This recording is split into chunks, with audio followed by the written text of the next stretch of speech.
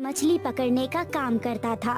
छुटकू दिन भर मेहनत करके झींगे मछलियाँ पकड़ता और शाम को उन्हें बाजार में बेच देता। फिर वो अपनी पत्नी मालती के लिए रबड़ी और मिठाई लेकर घर लौटता। मालती, स्वीट हार्ट, दरवाजा खोलो, मैं आ गया। अभी आती हूँ जानू। छुटकू और मालती में बहुत प्रेम था। छुटकू मालती के लिए रबड़ी मिठाई लेकर आता तो मालती भी छुटकू के लिए रोजाना कोई न कोई स्वादिष्ट पकवान बनाती। दोनों होने वाले बच्चे की तैयारी कर रहे थे।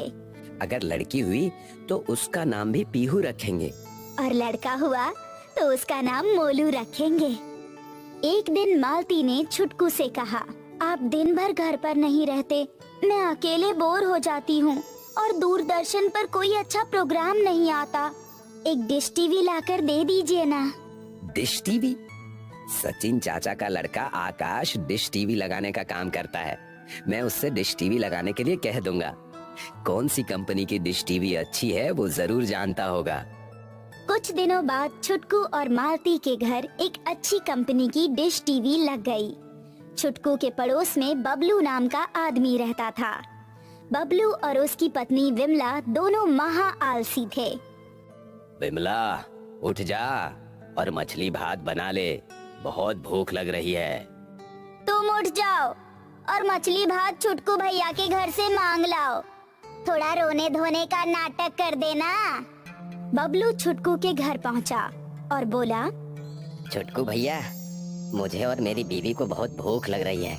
बचा खुचा खाना ही दे देंगे तो बड़ी कृपा होगी।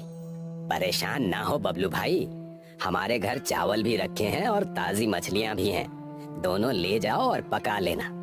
नहीं छुटकू भैया, पका हुआ खाना हो तो दे दो, बड़ी मेहरबानी होगी, क्योंकि हमारे घर एलपीजी भी खत्म हो गई है। ठीक है बबलू, मैं अभी तुम्हें पका हुआ खाना ला कर देता हूँ। छुटकू और मालती का स्वभाव दयालु था, इसलिए आलसी बबलू और विमला उनका खूब फायदा उठाते थे। बबलू घर पहुंचकर विमला से बोला, छुटकू भैया के घर नई डिश टीवी लगी है। मालती टीवी पर बहुत बढ़िया फिल्म देख रही थी, फूल और कांटे। वे दोनों टीवी पर फिल्म देखें और हमारे घर दूरदर्शन देखने के लिए टीवी तक नहीं है। कितनी नाइंसाफी है। तुम किसी तरह छुटकू के घर से टीवी चुरा लाओ, तभी हमारे साथ इंसाफ होगा। लेकिन मालती तो पूरे दिन घर पर रहती है, मैं टीवी चुराऊंगा कैसे? मैंने मोहल्ले की औरतों से सुना है कि अगले महीने मालती की बहन की शादी है। वही मौका होगा टीवी चोरी करने का। अगले महीने छुटकू और मालती शादी में चले गए तो बबलू ने उनके घर का ताला तोड़कर टीवी चुरा ली और बिल्कुल वैसा ही ताला दरवाजे पर लगा दिया ताकि किसी को शक ना हो कि घर में चोरी हुई है। कुछ दिन बाद जब छुटकू और मालती घर लौटे तो उन्होंने देखा कि टीवी घर में नहीं है। लगता है हमारे घर में चोरी हुई है। हमें थाने जाकर रिपोर्ट लिखानी चाहिए। थाने के चक्कर में पड़ना बेकार है। मैं तुम्हें दूसरी टीवी ला दूंगा। अभी बहन की शादी में इतना खर्चा किया है, अब नई टीवी? नहीं, बिल्कुल नहीं। तुम चिंता मत करो, मेरे पास पैसे हैं। छुटकू ने दूसरी टीवी खरीद ली। उधर बबलू और विमला दूरदर्शन पर आ रहे प्रोग्राम से बोर हो चुके थे। तुमने गलती की, तुम्हें डिश टीवी चुरा कर लाना चाहिए था। ठीक कहा, मैंने गलती कर दी। मैं अभी गलती सुधार कर आता हूँ। बबलू फिर मछली भात मांगने के बहाने छुटकू के घर पहुँच गया। और छुटकू भैया, आपकी साली की शादी ठीक से तो हो गई ना? हाँ बबलू भाई, शादी तो ठीक से हो गई, लेकिन किसी ने हमारा टीवी चुरा लिया। ये तो बहुत बुरा हुआ। आजकल गांव में बहुत चोर उचक्के हो गए हैं। आपको हमें बता कर जाना चाहिए था, हम जरूर आपके घर की रखवाली करते। बात तो ठीक कही, अगर मैं तुम्हें बताकर जाता तो शायद चोरी नहीं होती। भैया, हमारे घर पे अनाज खत्म हो गया है, क्या कुछ मछली भात मिल जाएगा? हाँ हाँ जरूर। बबलू ने देखा कि छुटकू के घर में टीवी आ गई है। उसका मन जल भुनकर रह गया। बबलू ने तुरंत जाकर अपनी बीवी को बताया। अभी अभी टीवी चोरी हुई और इतनी जल्दी नई टीवी आ गई। क्या बात कर रहे हो? नई टीवी अभी देख कर आ रहा हूँ। किसी तरह छुटकू की डिश टीवी चुराने की योजना बनाओ। तू चिंता मत कर, मैंने छुटकू के दिमाग में ये बात डाल दी है कि वो जब भी बाहर जाए घर को हमारी जिम्मेदारी पर छोड़ कर जाए। एक दिन मालती के भाई का एक्सीडेंट हो गया। बबलू जरा दरवाजा तो खोलना। क्या हुआ छुटकू भैया, इतनी रात को क्या काम आ गया?